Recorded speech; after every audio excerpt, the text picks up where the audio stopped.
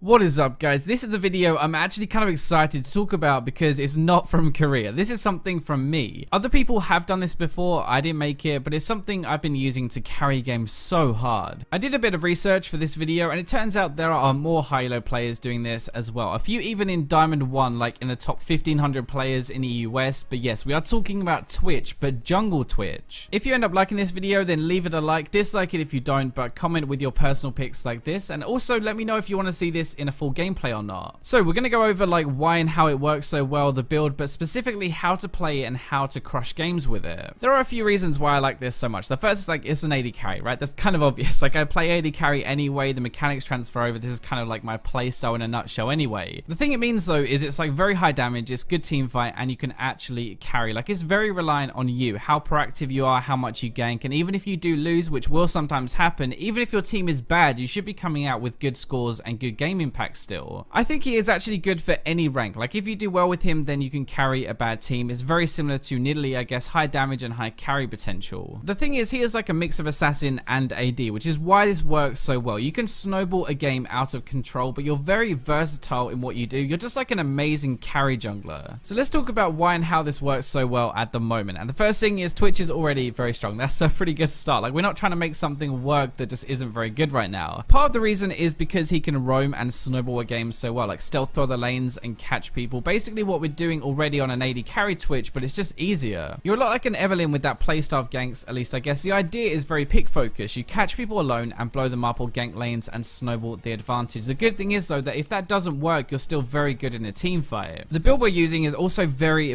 strong, like insanely good, but we'll be getting into that in a second. But it's also just strong because it's good after just one item, two items. Like you are doing a lot early into the game, which is important in season 6. The good thing in my opinion is you have a better team fight as a team now, another AD carry as well, but you're kind of losing like a tank jungler, I guess, at frontline engage, but it's not too big of a deal when you can catch people constantly. The playstyle is definitely one of the biggest reasons that this is so amazing. You roam around, you burst everyone, you kill everyone later in team fights. It's very hard to beat, honestly. So the build is the other biggest reason this works right now and is so strong in season 6, and there are 3 core items: Blood Razor, Ghostblade, and Runans. So the challenging smite is probably the first thing. It's 20% damage reduction and a bit of true damage, and Twitch is a 1v1 assassin champion. It makes it even harder to beat you when you have 20% damage reduction. The true damage also just works like more poison. Both are true damage as well. So to give you an idea, at level 13 you get 44 from smite per second and 30 from a 6-stack poison, which is 74 damage per second. That's true damage. At level 18 it will be 54 from your smite per second and 36 from a 6-stack poison, which is 90 together damage per second. That's true damage. Over like a 6-second fight, for example, level 13 that's 444 true damage, level 18 that's 540 extra damage on top of everything else. That is actually kind of just like a little bonus. We don't really think about it very much, but it's very effective. Blood Razor is the biggest thing. So attack speed with your ultimate is perfect, but it's more the percentage damage. 4% is a lot of damage anyway when we're attacking that fast, because it's max percentage damage though. It's very good versus tanks and still decent for lower health targets, which is perfect for the mix of team fight and assassin. Your ultimate applies that to every single person you hit. If we hit 3 people with our ult shots in a line, then we're going to be doing so much damage, doing percentage to each of them. This is something I actually looked on lane Twitch when it was buffed because it synergizes so well, and in theory is so much damage. It literally takes your team fight to another level. This is also what I meant with Twitch becomes effective after just one item. This is all you need to start doing some work, and it's only like 2,625 gold, I think. That's very cheap for what we're getting. After that, we're really looking for 2 things. So make our autos hurt more to burst harder and attack faster to get more percentage damage off. Berserker Greaves is normally what I get after the first Blood Razor, but then we're going to be going into Ghostblade. A good amount of AD, 20 armor pain, cooldown reduction, and the active 40% attack speed and 20% move speed for 6 seconds. This is actually doing both of the things we want. AD for autos, armor pen for both, and attack speed for the percentage damage increase. By the way, Ghostblade is actually way more disgusting than you probably realize, especially with this build. Something I didn't realize properly until I looked into it. Your Q gives us 5 seconds of bonus attack speed when leaving stealth. The ultimate increase AD in range lasts 5 seconds, and your Ghostblade lasts 6 seconds. It is literally the perfect timing to have these 5 seconds of just crazy damage. We'll be pumping out so much percentage damage with that Blood Razor. This is really what makes us the assassin though. The 5 seconds is more than enough to kill an AD carry, a mid laner, whoever your target is going to be. Runans is the third one, so it gives us more attack speed but also the extra bolts. All 3 bolts will be applying the percentage damage from Blood Razor, plus it interacts with that extended extended range from the ultimate, so it's like even more AoE damage than before. Honestly, most of my games are over at that point. After the 3 items, it's just way too much damage and it's very hard to keep up with. So unless they get onto me, like they dive onto me and kill me, a tank cannot survive that damage, neither can a squishy at the back, and it doesn't really leave them with many things to do. As if that wasn't enough damage, we're taking further of battle, and this is insane as well. So the damage is on hit. That means it applies fully to everyone hit by his ultimate and the 3 bolts of the runers. If we take the best case, so 8 stacks, that's 81 damage at level 13 per auto and 112 damage at level 18 per auto. By the way, I did round those numbers to keep it simple. Basically though, with Twitch's kit right now, after those 3 items in the jungle, we have the poison true damage, the smite true damage, the fervor damage, 4% max health damage. All that damage is applied on the 3 extra bolts and everyone hit with the extended range. Then we have the bonus AD from your ultimate, the armor pen, the AD from items, loads of attack speed, and 6 seconds of crazy burst damage. I don't normally go that in depth into the theory side, but that should give you an idea of why this is actually insane. That is an absolute crazy amount added on top of every single attack when we're attacking that fast and to multiple people. So let's just finish off the build stuff. So further masteries would look like this. Runes, I've been running AD reds, armor yellows, attack speed blues, and attack speed quints. To round out the build, we want to be getting an infinity edge at some point. Ideally, the ultimate can crit, which makes it insane for team fights, and ideally we're getting a static shiv last with infinity edge. More crit, the prop can crit as well. It's just a crazy team fight. More Mortius is really good for defense, can kind of save us, plus give us some life still. Last Whisper maybe if they have a huge tank, but this build is more about on hit damage than anything else, so it's not something I normally get. Maybe last item. Guardian Angel is there if you're getting completely boned. Blade the Rune King is some life steal, which is super good, plus even more percentage damage. Life steal is something we do actually miss in this build, but we can get Elixirs of Wrath a bit later to team fight with. Finally, skill order should be E, Q, W the first 3, then max your E, Q, and W last. So the good stuff, you can solo carry a game, you can gank a lot, you can burst people, you catch them, find them alone, snowball a lead well, and take towers and objectives. The build actually gives you a lot of bonus stuff, like it synergizes so well, it's basically worth a ton more gold to you than you pay, kind of like Kale actually. Like, the gold efficiency is off the charts. You're good with just 1 item and it keeps us getting better throughout the game, so you can have a good early impact and you can still help your team. You're very good at camping a lane. The biggest bad thing is you're kind of weak early, you can be invaded. Thankfully it's not that common anymore with all of them being nerfed, but you have to make sure you ward when you're taking your buffs just to be safe. The clear speed is not terrible, but it's not going to be amazing either, and you're still an AD carry. You can get burst or locked down and just killed very quickly. The last thing is if your team actually craps the bed like insanely hard really early into the game, you're going to struggle to do too much I guess, but if they can kind of wait like 5 to 10 minutes, you can definitely have a big impact still. So let's go into the actual like good stuff, the how to play him, the early game. So normally you want to farm your jungle item plus boots, that's going to help your clear a lot, plus smite is really good in a fight. So you want to start to gank whenever you can, ideally having red buff, but you want to look for blown summoners, so if they don't have their flash, you want to look for some crowd control from your laners or the enemy pushing. Like you have a lot of damage, but you don't really have any crowd control or lockdown. If you get a kill in lane ever, it's actually a very good idea to go back over and over. Like you can set up a tent, you can camp them, you can make them tilt, and you're very effective at getting multiple kills in the same lane. You want to try to get a good balance of farming and ganking. As soon as you get the Blood Razor though, it's 10 times easier. Like your clear is very fast with it, and you can kind of do both basically. Every time your ultimate is up though, you do want to try to go to a lane and use it. Like you're very good at killing solo lanes as well. It's less risky because you don't have 2 people attacking you, and you're more about nuking a single target down. As an AD, you have a lot of auto damage, right? So you're good at taking towers. So a successful gank ideally would end in some tower damage, if not just taking the tower completely. But remember, do not just sit in the jungle and farm. Yes, you are an AD. Yes, you scale with items very well, but that's not what makes him so good. So I'm going to separate mid game and team fights, because mid game you should have Blood Razor and Ghostblade by now. You want to find enemy champions alone, like the enemy AD farming bot lane, and you should be looking to constantly find people like that now, or they're moving alone in the jungle and killing them. Getting them to come into Dragon is also a very easy way to fight, but ideally you want to extend the lane phase as long as possible. That means don't just run mid and attract attention as a team. You want to keep farming, laning where you can punish people. When team fights inevitably come around, you should have a good lead by now, hopefully, by catching people and getting these kind of assassinations. Ideally you want to open with stealth, ultimate, and Ghostblade to try and do maximum damage at the start. It gives your team an advantage and hopefully you get the first kill. Normally, just like in general, the first kill in a fight means you win it. You really do have 2 options though. So you can go from the side and burst people in those 5 seconds of having everything active, or you can stay with your team, which is kind of more traditional I guess, good at dealing with divers and frontline anyway with that smite and percentage damage. The big things to really consider and to remember is you are a snowball champion. You get a lead and you use it by roaming and killing people. Sitting back is really not going to be that effective. You want to gank a lot, you do not just want to sit there and farm. You want to be going to lanes constantly constantly and trying to kill people and abusing that stealth mechanic, and use everything to burst people in those 5 seconds. Everything together is insane. So I hope you guys enjoyed this video looking at one of my personal picks that is really working right now. Let me know what you think in the comments. Let me know if you want to see a gameplay of this, but remember to like, subscribe, comment, and share. But for now, we're going to go to the robots.